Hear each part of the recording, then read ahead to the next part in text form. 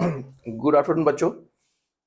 तो एनटीएसपी जो फिजिक्स की टेस्ट सीरीज है, ओनली फिजिक्स वाली जो टेस्ट सीरीज न्यूज स्पीड की, उसमें जो फ्राइडे को पेपर हुआ था उसका 25 क्वेश्चन हम लोग डिस्कस कर चुके हैं और बचे हुए 25 क्वेश्चन में से 10 क्वेश्चन हम लोग अभी डिस्कस करेंगे। तो सेक्शन ए कंप्लीट हो जाएगा और उसके बाद हम लोग बचे हुए 15 क्वेश्चन एक और वीडियो बना के डिस्कस करेंगे। तो क्वेश्चन नंबर 26 देखिए। क्वेश्चन नंबर 26 में एक ऑब्जेक्ट u वेलोसिटी से चलना स्टार्ट करता है, लेकिन उसके पास एक एक्सेलरेशन है जो कि अपोजिट डायरेक्शन में है, नेगेटिव एक्सेलरेशन, जिसकी वजह से पार्टिकल कुछ दूर जाके रुक जाएगा और फिर पार्टिकल वापस आना शुरू करेगा, क्योंकि अभी भी उसके पास वही नेगेटिव एक्सेलरेशन अभी भी है। तो जाते वक्त ये एक्सेलरेशन रिटार्डेशन की तरह होगा और आते वक्त ये एक्सेलरेशन की तरह ही होगा। इस प्रकार से पार्टिकल वापस अपनी पुरानी पोजीशन पे लौट आएगा और अगर ये एक्सेलरेशन अभी भी चलता रहा तो अगर ये एक्सेलरेशन अभी भी लगा रहा तो ये और आगे जाएगा। तो बस यहाँ से लेके यहाँ तक का मतलब कि ए से लेके बी और फिर बी से लेके ए तक का हमें ग्राफ प्लॉट करना है। तो ए से बी तक इक्वेशन बनाइए, वेलोसिटी टाइम ग्राफ बनाना है। तो v is equal to u minus a t, तो 0 इज इक्वल टू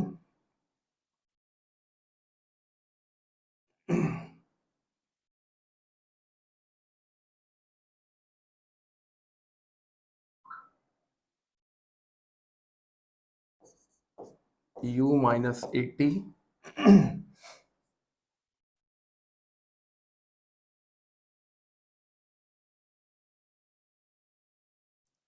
ग्राफ बनाना है तो हम वैल्यू पुट नहीं करेंगे,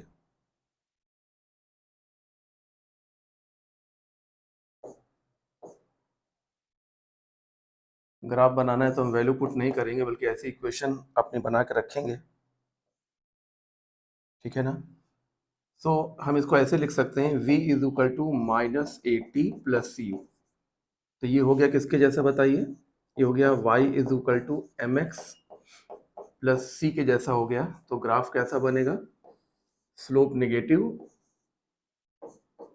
नेगेटिव और इंटरसेप्ट पॉजिटिव। ये देखिए, ये हो गया ग्राफ। देखिए स्लोप नेगेटिव, ये देखिए थीटा 90 से बड़ा है, स्लोप नेगेटिव और इंटरसेप्ट पॉजिटिव जो कि यू के बराबर होगा। ये देखिए यू।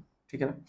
अब आ जाइए बी टू ए, वापस आ जाते हैं। तो v is equal to u plus a t, है ना। तो 0 प्लस ए टी यानी कि ए टी, यानी कि वेलोसिटी टाइम के डायरेक्टली प्रोपोर्शनल हो जाएगी। तो इसके आगे का ग्राफ कैसे बनेगा, ये ग्राफ हमारा t1 टाइम तक के लिए बनाया गया था और t1 टाइम के आगे वाला ग्राफ कैसा बनेगा, स्ट्रेट लाइन। तो ये तब जब स्पीड टाइम ग्राफ हो, लेकिन हमें कौन सा ग्राफ बनाना है, वेलोसिटी टाइम ग्राफ बनाना है। तो वापस आते वक्त वेलोसिटी कैसी मानी जाएगी, नेगेटिव मानी जाएगी। तो ये ग्राफ नेगेटिव v बनाएगा और वेलोसिटी टाइम के साथ लगातार बढ़ेगी। जाते वक्त वेलोसिटी टाइम के साथ घटेगी और आते वक्त वेलोसिटी टाइम के साथ बढ़ेगी, और क्योंकि आ रही है इसलिए वेलोसिटी कैसी होगी, पॉजिटिव नहीं बल्कि नेगेटिव होगी। तो अब कंप्लीट ग्राफ हमें चॉइस करना है। तो ऑप्शन 3 देखिए, इससे पहले वेलोसिटी घटेगी, फिर 0 हो जाएगी और जब वापस आएगा तो वेलोसिटी बढ़ेगी लेकिन नेगेटिव डायरेक्शन में बढ़ेगी। इसलिए जाने वाला ग्राफ प्लस v की तरफ और आने वाला ग्राफ माइनस v की तरफ बनेगा। क्वेश्चन बहुत अच्छा है, आपके लिए इंपॉर्टेंट क्वेश्चन है। आइए अगला क्वेश्चन देखते हैं। स्टेटमेंट है, a body is said to be free falling if acceleration of body is equal to acceleration due to gravity। ये कह रहे हैं कि अगर बॉडी का एक्सीलरेशन ड्यू टू ग्रेविटी के बराबर हो तो उसे हम फ्री फॉल कह सकते हैं। जबकि ये स्टेटमेंट देखने में तो लगता है बिल्कुल सही है, पर यह स्टेटमेंट सही नहीं है, क्योंकि हम किसी कार को जी एक्सेलरेशन से यानी कि 9.8 मीटर पर सेकेंड स्क्वायर के एक्सेलरेशन से जमीन पर भी चला सकते हैं और ये देखिए फ्री फॉल नहीं है। ठीक है ना। तो कहने का मतलब है कि अगर किसी ऑब्जेक्ट का acceleration acceleration due to gravity के बराबर है, इसका मतलब ये नहीं कि वो वर्टिकल में फ्री फॉल ही कर रहा है, बल्कि इसका मतलब ये भी हो सकता है कि किसी ऑब्जेक्ट को रोड पर हॉरिजेंटली चलाया जा रहा है जो कि फ्री फॉल नहीं है। तो स्टेटमेंट 1 जो बिल्कुल सही लगता है, सही प्रतीत होता है, लेकिन एक्चुअली ये स्टेटमेंट सही नहीं है। तो ये बहुत ही इंपॉर्टेंट क्वेश्चन है, क्योंकि ज्यादातर बच्चे यही कहेंगे कि स्टेटमेंट 1 बिल्कुल सही है, क्योंकि वो ये जानते हैं कि अगर कोई बॉडी वर्टिकली नीचे गिराई जाती है तो उसका एक्सीलरेशन जी के बराबर होता है, और इसे वो फ्री फॉल के नाम से जानते हैं। लेकिन वो ये भूल जाते हैं कि कोई कार हॉरिजॉन्टल रोड पर भी जी एक्सीलरेशन से चलाई जा सकती है, जिसे फ्री फॉल नहीं कहा जा सकता। तो स्टेटमेंट 1 जो कि बहुत सही लगता है, सही नहीं है। Statement 2, a body falling freely may do so with constant acceleration। एक बॉडी जो कि फॉलिंग फ्रीली कर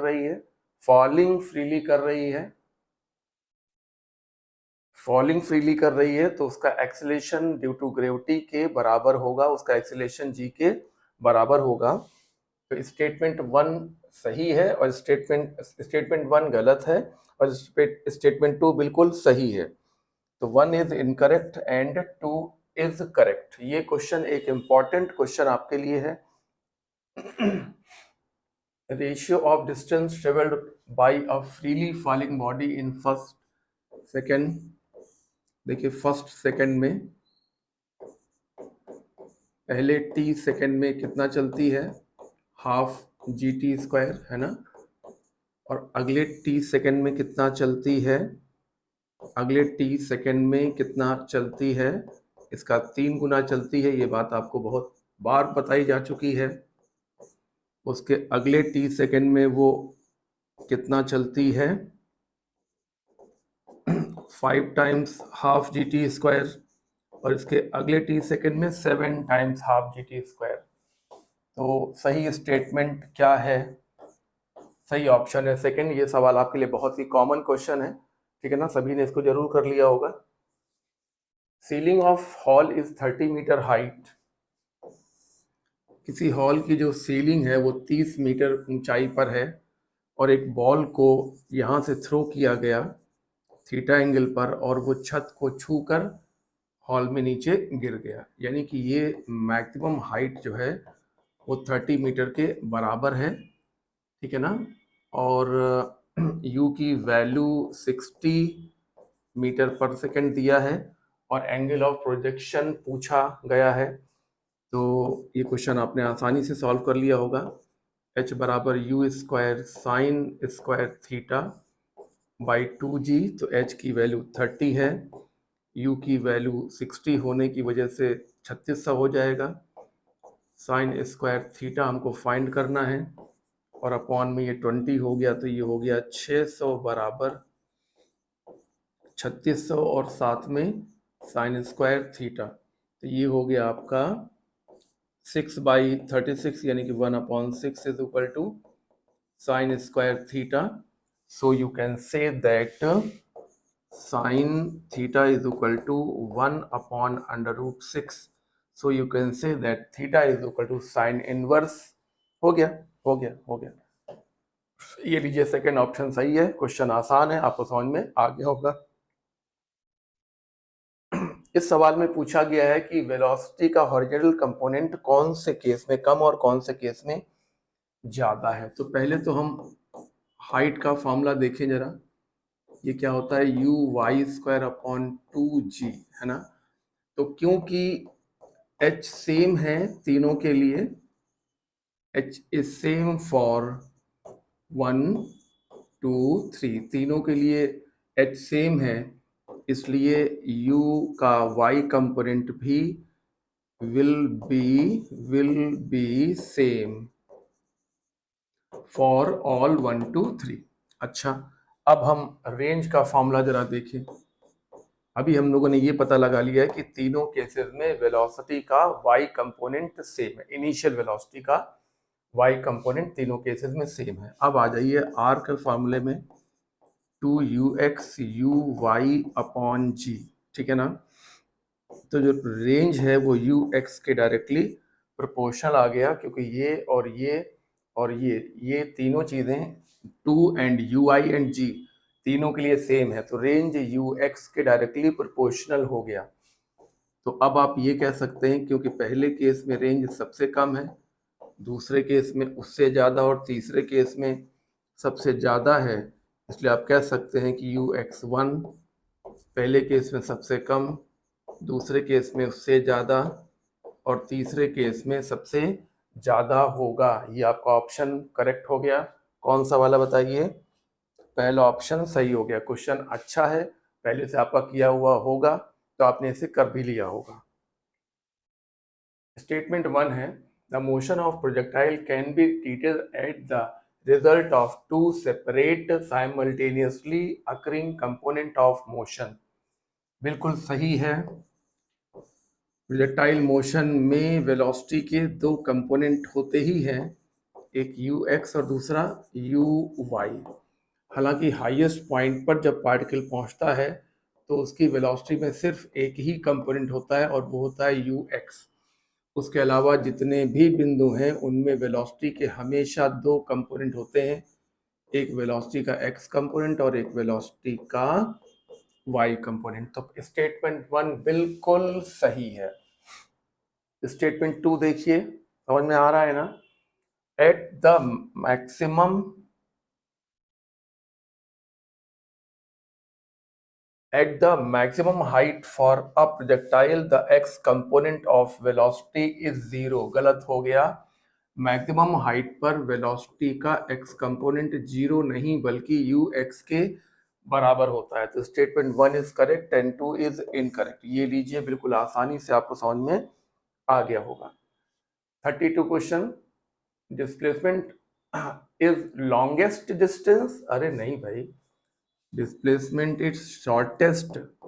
ये देखिए, पार्टिकल अगर ऐसे जाएगा ए से बी तक तो ये होगा डिस्प्लेसमेंट, लॉन्गेस्ट नहीं बल्कि शॉर्टेस्ट। स्टेटमेंट 2 देखिए, हाँ 1 तो गलत हो गया भाई, 1 गलत हो गया। 2 देखिए, displacement of a body may be 0 when distance travelled by object is not 0। बिल्कुल सही है। किसी बॉडी को अगर वहीं से चलाकर वहीं वापस ले आए तो डिस्प्लेसमेंट 0 कहलाता है, जबकि डिस्टेंस 0 नहीं होती है। तो 1 इनकरेक्ट और 2 करेक्ट है।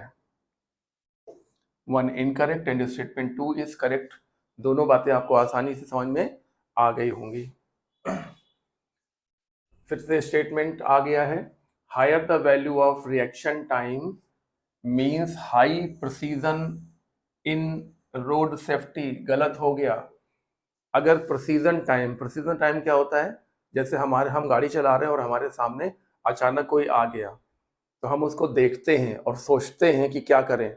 ओके, तो ये जो देखने और सोचने का समय अंतराल होता है इसे हम लोग प्रिसीजन टाइम कहते हैं, और वो कम होना चाहिए। मतलब हम अपने आगे जैसे ही कोई बच्चा देखें या गाड़ी देखें तो हम देखते ही दिमाग में कुछ डिसीजन लेने का आइडिया आ जाना चाहिए। यानी कि प्रिसीजन टाइम यानी कि निर्णय लेकर देखने और निर्णय लेने का समय कम होना चाहिए रोड सेफ्टी के लिए। ज्यादा होगा तो भिड़ जाएंगे तब तक। तो स्टेटमेंट 1 गलत हो गया। स्टेटमेंट 2 है the area of acceleration displacement curve of a body. किसी भी बॉडी के ऑब्जेक्ट के एरिया और डिस्प्लेसमेंट ग्राफ का जो एरिया होता है वो change in kinetic energy per unit mass के बराबर होता है। इसको चेक करना पड़ेगा भाई। स्टेटमेंट 1 गलत है, ये तय हो चुका है। स्टेटमेंट 2 अभी हमको चेक करना पड़ेगा। तो काइनेटिक एनर्जी के फॉर्मूले की मदद से इसको हम चेक करने की कोशिश करेंगे। हम काइनेटिक एनर्जी को x के रिस्पेक्ट में डिफरेंशिएट करेंगे। इससे हमें एक सही निर्णय मिल जाएगा। dk बाई dx, हाँ टाइम के रिस्पेक्ट में मत करिए, mv dv बाई dx, क्योंकि यहाँ पर एक्सीलरेशन और डिस्प्लेसमेंट ग्राफ की बात हुई है।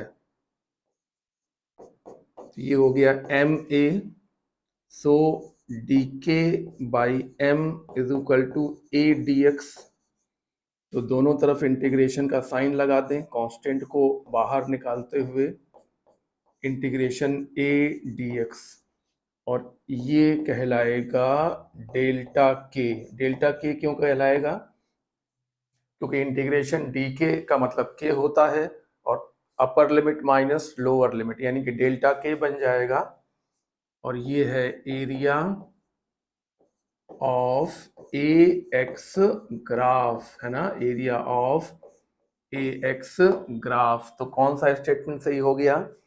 Area of A X graph हमेशा change in kinetic energy per unit mass के बराबर होता है। स्टेटमेंट 2 बिल्कुल सही है। क्वेश्चन बेहद इंपॉर्टेंट है।